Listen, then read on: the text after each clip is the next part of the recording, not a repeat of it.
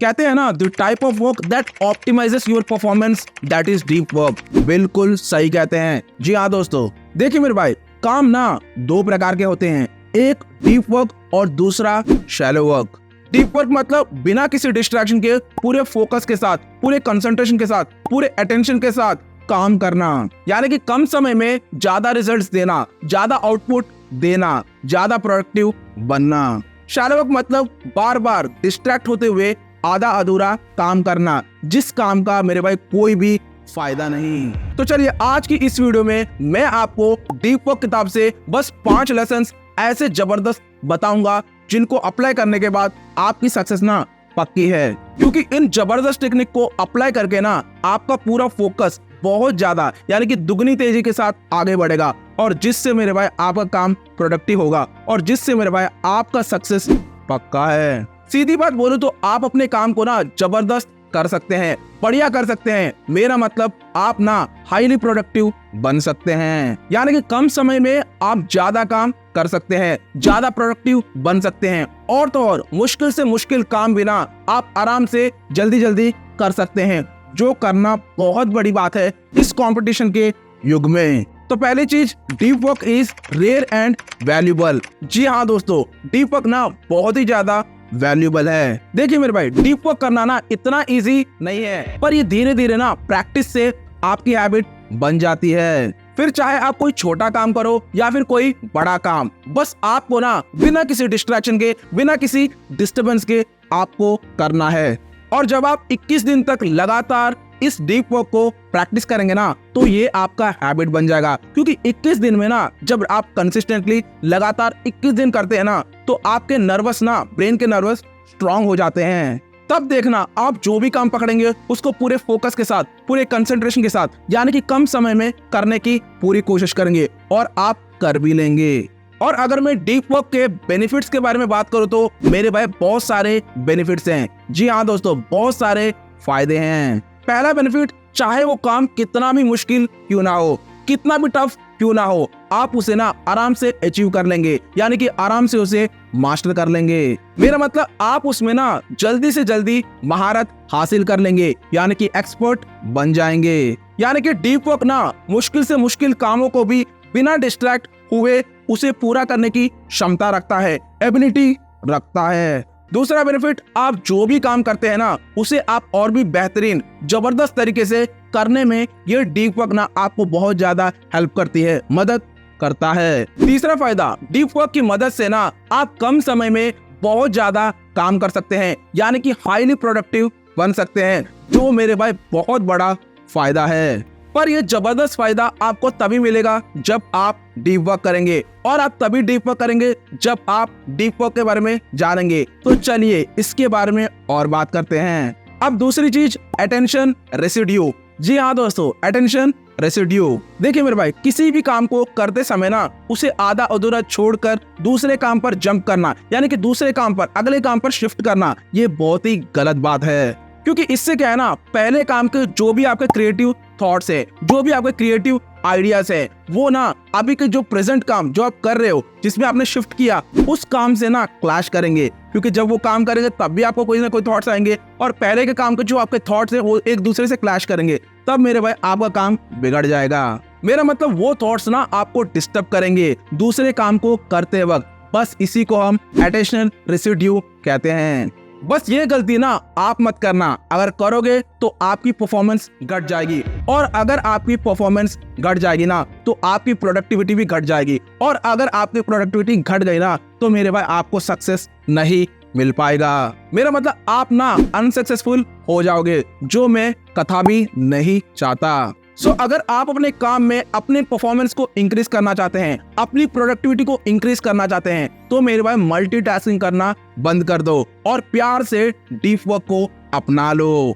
अब बात आती है कि डीप वर्क को कैसे अपनाए। बहुत ही सिंपल है, बस 4 रूल्स बताऊंगा, ध्यान से सुनना मेरे भाई, जिनको अप्लाई करके आप पूरे फोकस के साथ, पूरे कंसंट्रेशन के साथ अपने काम को करेंगे, यानी कि हाईली परफॉर्म दिखाएंगे और हाईली प्रोडक्टिव बन जाएंगे और अपना सक्सेस पालेंगे। मेरा मतलब इन जबरदस्त रूल्स को अप्लाई करके आप आराम से डीप वर्क को इंप्लीमेंट कर सकते हैं, इसलिए इन रूल्स को ध्यान से सुनिएगा। तो पहला रूल, वर्क डीपली। जी हाँ दोस्तों, डीपली वर्क करो। देखिए मेरे भाई, सबसे पहले ना आप अपनी प्रायोरिटी को सेट करो।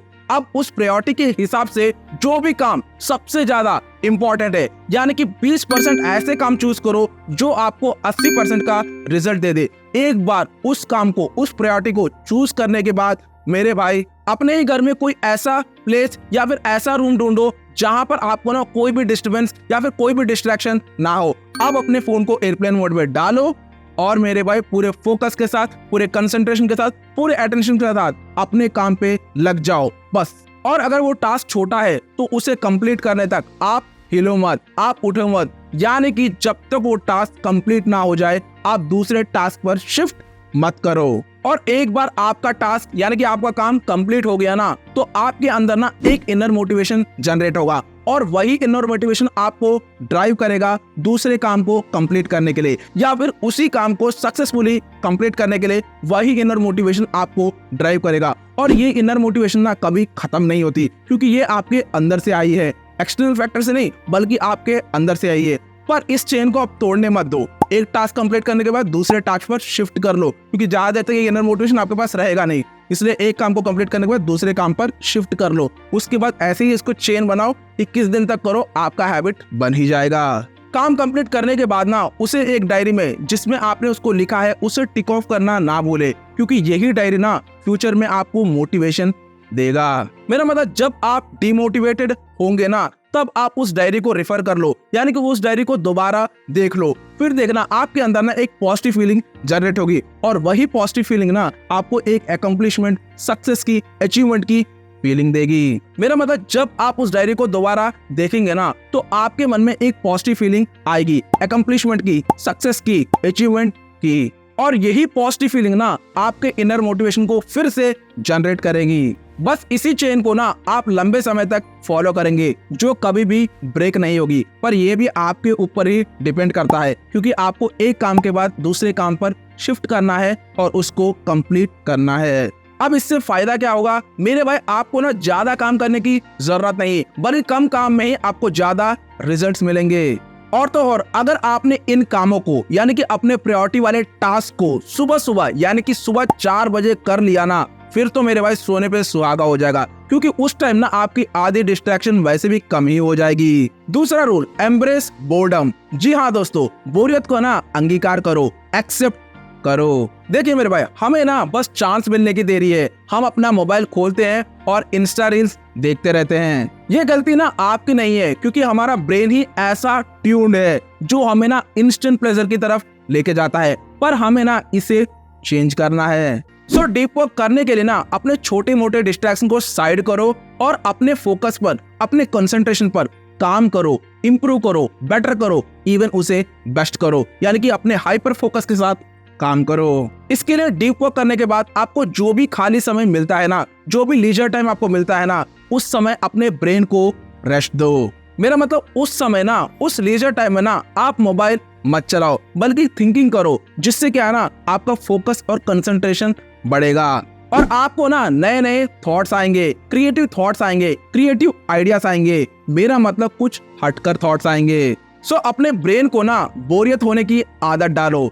जी हाँ दोस्तों, थोड़ा बोर होने की ना आदत डालो, तभी तो आप डीप वर्क कर सकते हैं। मेरा मतलब क्या है ना, इंस्टेंट प्लेजर की तरफ मत भागो, क्योंकि जब हम कोई भी काम करते हैं ना तो हमें वो बोर फील होता है। जब आप बोरियत की प्रैक्टिस कर लेंगे ना, तो आप उस काम से भागेंगे नहीं। आप इंस्टेंट प्लेजर के लिए आपको ना कोई भी चीज स्टिमुलेट नहीं करेगी, यानी कि नेगेटिव स्टिमुलेशन आपके साथ नहीं होगा, बल्कि ना आपको काम करने में मजा आएगा, क्योंकि आपको बोरियत से प्यार हो गया है। तीसरा रूल, क्विट सोशल मीडिया। इसके बारे में जितना कम बोलूं उतना ही अच्छा है, और बाकी आप बहुत ही ज्यादा समझदार हो। देखिए मेरे भाई, अगर आपको लगता है कि ये सोशल मीडिया ऐप आपके लिए यूजफुल है, यानी कि आपकी लाइफ में कोई वैल्यू ऐड करता है, यानी कि आपकी लाइफ में कोई लाइफ ट्रांसफॉर्मेशन करता है, तो उन ऐप्स को ना आप रखो, उन्हें यूज करो। पर जो भी चीजें रिमेनिंग है, जो बेकार की ऐप्स है ना, उनको डिलीट मार दो। चौथा रूल, ड्रेन द शैलोस। जी हाँ दोस्तों, ड्रेन द शैलो वर्क। देखिए मेरे भाई, शैलो वर्क को कम करने के लिए और डीप वर्क को बढ़ाने के लिए बस कुछ पॉइंट्स बताऊंगा, यानी कि जबरदस्त पॉइंट्स बताऊंगा। ध्यान से सुनना और अपनी लाइफ में जरूर अप्लाई करना। पहले तो आप अपने दिन को ना बढ़िया से प्लान करो, शेड्यूल करो, यानी कि अपना छोटे छोटे गोल्स को सेट करो। वैसे मैंने गोल सेटिंग के ऊपर, प्लानिंग के ऊपर जबरदस्त प्लेलिस्ट बनाई है, एक बार जरूर देखना, आपको मजा आ जाएगा। मेरा मतलब अपने काम को ना प्रायोरिटाइज करो, फिर देखना आपकी प्रोडक्टिविटी कितनी ज्यादा जबरदस्त होगी। दूसरा, सोशल मीडिया को ना अपने से थोड़ा दूर रखो, यानी कोई भी अनइम्पोर्टेंट मैसेज आता है ना तो उसको थोड़ा देर से सोच समझकर रिप्लाई करो। मेरा मतलब थोड़ा समय लो और उसे ना सॉल्यूशन ओरिएंटेड रिप्लाई दो, मैसेज करो। सो मेरे भाई, अगर आपको ना डीप वर्क करना है, यानी कि डीप वर्क का समय बढ़ाना है, तो आपको अपने शैलो वर्क का समय घटाना पड़ेगा, कम करना ही होगा। क्योंकि कहते हैं ना, जिस चीज को आप ज्यादा करते हैं, ज्यादा देखते हैं, ज्यादा सुनते हैं, जो भी चीज ज्यादा फील करते हैं, उसी चीज को आप अट्रैक्ट करते हैं। अगर आप डीप वर्क ज्यादा करेंगे तो आप डीप वर्क को अट्रैक्ट करेंगे, जो आपकी हैबिट बन जाएगी। बस अपने डीप वर्क पर ही ज्यादा ध्यान दो और सक्सेस को अट्रैक्ट करो। अंत में एक ही बात बोलूंगा जो ब्रूस ली ने कहा है, the successful warrior is the average man with laser like focus, जो एकदम सही है। जी हाँ दोस्तों, एवरेज मैन ही होता है जो अपनी लेजर लाइक फोकस से सक्सेस पा लेता है। सो मेरे भाई, आप भी अपना लेजर लाइक शार्प फोकस बनाओ और डीप वर्क को अपनी लाइफ में इंप्लीमेंट करो, फिर देखना आपको सक्सेसफुल होने से कोई नहीं रोक सकता। क्योंकि कहते हैं ना, इंप्लीमेंटेशन इज की टू सक्सेस, इंप्लीमेंटेशन से ही बदलाव आएगा। देखिए मेरे भाई, मैंने personality development, public speaking, time management, goal setting, planning, stress management, motivation के ऊपर और भी बुक समरीज के ऊपर पूरी की पूरी प्लेलिस्ट बनाई है, जो बहुत ज्यादा इंपॉर्टेंट और क्रिटिकल है आपकी करियर डेवलपमेंट के लिए, आपकी पर्सनैलिटी डेवलपमेंट के लिए। एक बार जरूर देखना, आपको मजा आ जाएगा। अगर आपको ये वीडियो सच में पसंद आती है ना, तो मेरे भाई प्लीज लाइक और सब्सक्राइब कर दीजिएगा, जिससे मेरा मोटिवेशन हमेशा बना रहता है। फिर मिलते हैं अगली वीडियो में। Thank you for watching this video.